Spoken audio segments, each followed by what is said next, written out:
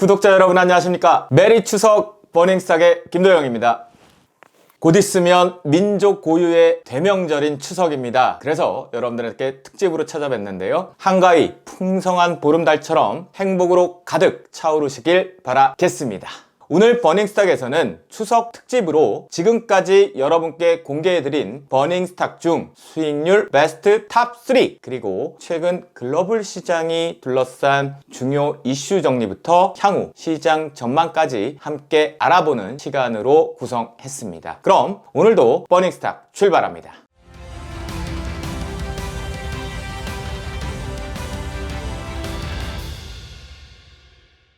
베스트 탑 3를 지금부터 살펴보도록 하겠습니다. 탑 3, 8월 5일 굉장히 저평가된 반도체 소재 기업으로 추천드린 월덱스라는 종목입니다. 수익률은요 25.19% 달성했습니다. 탑 2는요 지난 9월 15일 수소차 관련주로 추천드린 영화테크라는 종목입니다. 영상 업로드 이후 곧바로 상한가를 기록하면서 수익률이요 46.27% 달성했습니다. 마지막으로 대망의 수익률 탑 1 종목은 무엇이었을까요?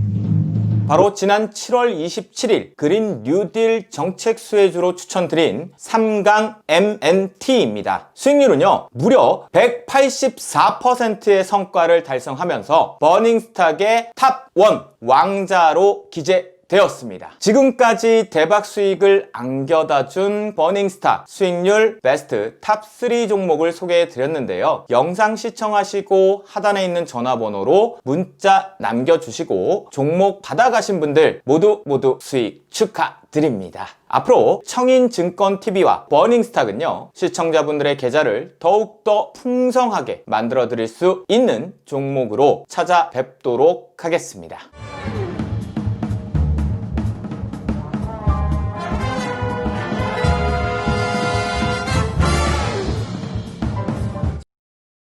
그럼 지금부터 추석 연휴 이전 이슈로 한번 살펴봐야겠죠. 첫 번째는요 바로 니콜라 사태입니다. 제2의 테슬라로 주목받았던 미국의 수소 전기 트럭차 업체인 니콜라가요 최근에 사기 논란에 휩싸였습니다. 그러다 보니 트레버 밀턴 니콜라 CEO가 돌연 사임했다는 소식까지 전해졌는데요. 이 소식이 전해지자마자 최근 시장에서 상승했던 관련주들이 하락폭이 예상보다 크게 발생되고 있는 모습입니다. 두 번째는요 파월 연준 의장의 발언입니다. 파월 연준 의장이 하원 금융서비스위원회에 출석하면서요 미국 경제는 최근 개선 조짐이 뚜렷하지만 여전히 전반적인 경제 활동이 글로벌 사태 이전 수준에 한참 못 미쳐 여전히 갈 길이 불확실하다라고 발언을 했죠. 이러한 발언은 시장에 기대감을 심어주지 못하였고 전반적으로 글로벌 증시는 약세를 보였습니다. 세 번째, 미국발 정치적 불확실성입니다. 최근 미국 대선의 쟁점으로 떠오르고 있는 긴츠버그 대법관 후임 인선 문제를 두고 민주당과 트럼프의 마찰이 확대되고 있는데요. 민주당의 반발에도 불구하고 트럼프는 코니 베럿이라는 여성을 연방 대법관 후임으로 지명하였습니다. 이러한 트럼프 대통령의 행보, 민주당과 공화당의 마찰 확대로 이어질 수 있어서 미국 재정정책에 대한 불확실성 또한 다시 확대되고 있습니다. 네 번째, 테슬라 배터리데이였습니다. 테슬라는요 전기차 배터리 신기술을 공개하는 배터리데이를 개최하였는데요. 하지만 기술적 돌파구를 원했던 뭔가 더 강한 호재를 기다렸던 투자자들의 기대치를 충족할 만한 내용이 없다라는 평가를 받았습니다. 게다가요 테슬라 전기차에 연동되는 모바일 어플리케이션이 접속 장애를 일으키고 온라인 고객 서비스의 차질이 빚어졌다는 소식이 전해지면서 테슬라 주가 역시 급락하였고 관련주들에 대한 기술주들도 하락을 부추겼습니다. 이러한 네 가지 이슈로 인해 추석을 앞두고 있는 시점에 글로벌 증시와 함께 우리나라 시장 전반적으로 약세를 보였습니다. 국내 증시가요 코스피 시장 같은 경우 고점 대비 5.54%의 하락, 코스닥은요 무려 9.07%의 급락을 하면서 연휴를 앞두고 있는 현재 국내 증시가 약세의 흐름을 보이고 있습니다. 그렇다면 연휴를 앞두고 있는 시점에서 종목을 팔고 갈까요? 들고 갈까요? 또는 매수하고 갈까요? 바로 추석 연휴 이후의 글로벌 증시의 방향성을 확인해 봐야겠죠. 그럼 지금부터 글로벌 증시의 방향성 어떻게 될지 살펴보도록 하겠습니다.